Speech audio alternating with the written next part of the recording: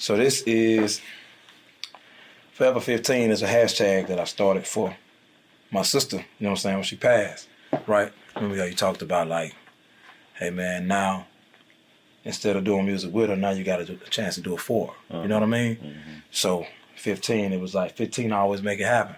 You know what I'm saying? You call that number, you can count on shit to be done. First time the right way. So this is just symbolic of her and just remembering, man, you know what my why is. It's what it's about. You know so what 15, what's the 15? That's her number. That's her number. 15. That's her number. That's ball hard. So anytime we finish everything, it's ball game. Chill Will, this yours right here. That's me right there? Yeah, it's you, baby. I look good. I look good, baby. Well, good. I imagine you gonna be right. Ain't nothing but legs and motels open after 2. Baby, you're dead right. They wanna turn me loose. And honestly, the truth gon' hurt me too. And that's why I lie. I can't even lie. This new sound for this new EP, it's rooted in Southern soul, but you're getting nuances or remnants of R&B, soul, blues, with a little dab of funk. Mr. Roe stands for many things, but to summarize it, Mr. is a salutation of respect, but instead of MR period, it was MISTA to make it more urban-like. And then the ROE was just the beginning of my first name and my last initial. But the acronym stands for Music is Sacred to All. It reaches others everywhere. The production on this project is spearheaded by the notorious Eman of Eman Productions, multiple Grammy nominee and recent Latin Grammy award winner, multiple plaques to hang on the wall between platinum and gold. Shout out to Eman, big time. Special appearances also by Maverick and DB. She need a ticket right now. She's so hot, she makes my temperature rise. She's so cold, I ran. Sound is expression. It doesn't need words. It's just a feel. So if I don't get a feeling off the sound, I don't got it yet, and I keep searching for that. And if the drum is doing what it's supposed to do, if it's on the right track, I'm gonna be like, oh yeah, let's go. Okay, and then bass line, and I'm like, oh okay, it's talking. Hey, I'm like, okay, that's it. Because it's got to talk to you. You don't need words to tell you what the song is about. The music and the words are married, right? And so that's what I got to make sure that the music is doing this part. I don't know how else to tell you because you either have the ear for that or you don't. That's the only way I could explain it. Shout out to Willie C. He played a very, very big role in this project. It's not very frequent that I allow anybody to come into the studio in my sessions and to write with me. I've always written on my own projects. And this was a chance to open up a door to one of my longtime partners and close friends, somebody that I call family and somebody I feel like is just as sick with the pen. And he helped me to paint my vision vivid and clear. Probably about, to this day, 24 years ago, met Eman at college at UTA. My guy had a keyboard where he's just hitting this button that goes doo doo doo doo doo doo doo doo doo doo doo. And we used to sit in this circle and freestyle and just, come up with shit. And one day I approached him. I was like, man, let's see if we can make a real song. So went in there, recorded a few records. Of course, everybody on campus loved it. And that's just really the start of it. From there, hooked up with Chill Will, started Ground Up. Of course, around that time when we ran into Roe, little young 16-year-old Roe, about 20 years ago, you know what I'm saying? So we all formed a group.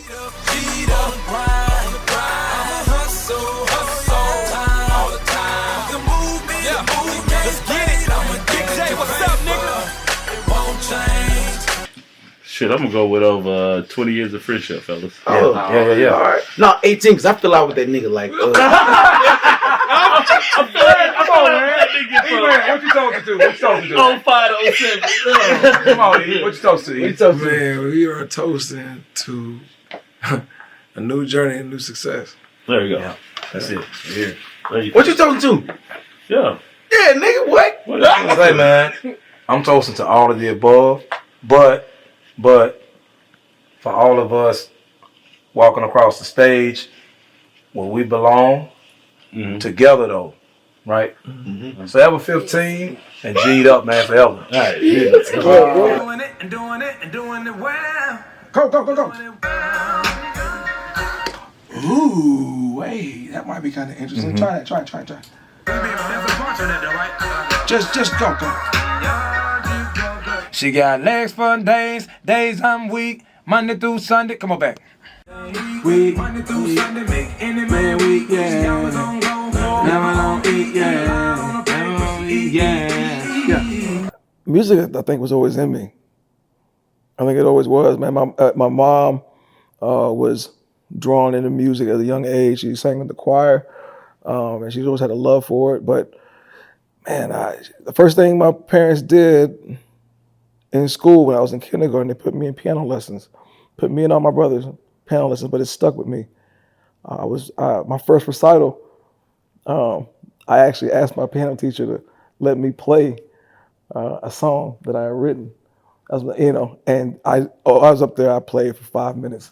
They couldn't stop me. They were like, "Hey, we gotta leave." And that's how the whole thing kind of.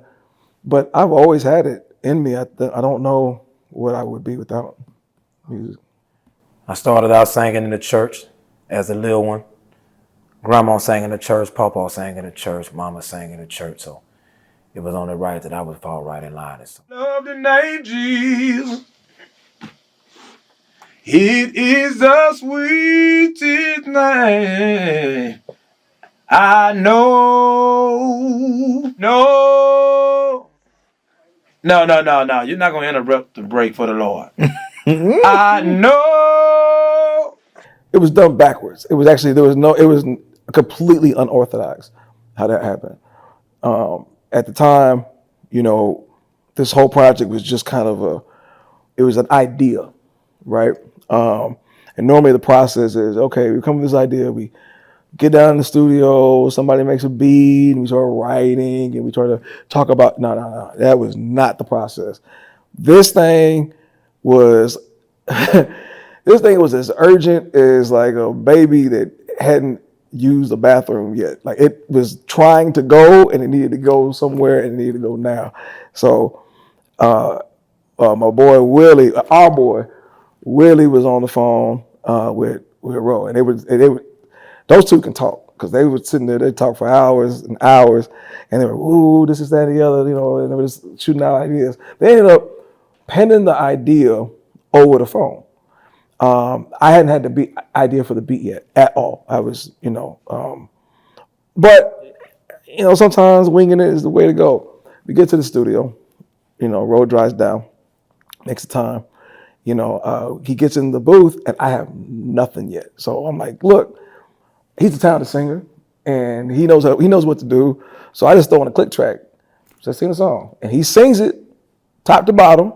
I get a couple takes of it, all of them great. And I said, I'm gonna holler back at you. Let me go make the beat. So I just make the beat around this vocal, and that's how FAFO was made. Someone saying it's a shame. It's why when they speak it's respect on your name. Don't you sit down, girl, you know this your jam. Yeah. Come on, Bob. What sets Mr. Roe apart from other artists? I would just say him being Mr. Roe, completely who it is. Somebody who has the old school experience with the new school voice. You can put him in any type of environment and he's gonna kill it. You could put him in gospel, he's gonna kill it. You can put him in neo soul, he's gonna kill it. There's nothing that you can't put him in that he can't do. Today's artists are pretty much one dimensional, and I think him being ambidextrous on his singing style, that's what sets him apart. There's nobody out there that I can think right now that can do that. You can play it from beginning to end. You can bump if you need something to bump with it. If you feel in a certain way, there's songs on there for that. It's something on there for everybody, of every ethnicity and every age. So FAFO, hey, just pre-Grammy. That's all I'm gonna say, pre-Grammy.